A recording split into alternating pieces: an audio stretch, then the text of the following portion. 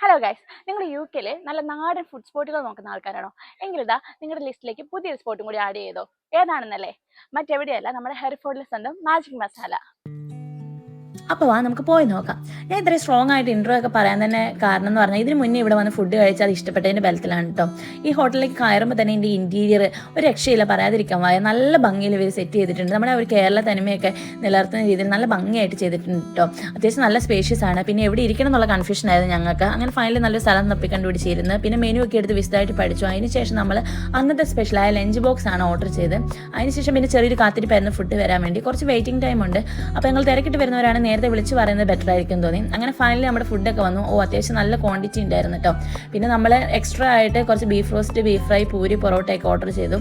ഇതൊന്നും ഇല്ലെങ്കിൽ പോലും ഈ ലഞ്ച് ബോക്സ് എന്നുള്ള ഓപ്ഷൻ തന്നെയാണ് തന്നെ അത്യാവശ്യം നല്ല ക്വാണ്ടിറ്റി ഉണ്ടായിരുന്നു.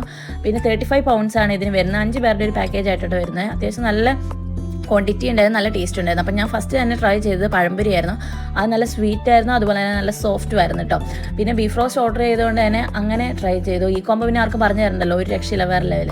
പിന്നെ ചോറിലേക്കായിരുന്നു നമ്മുടെ ആക്രമണം.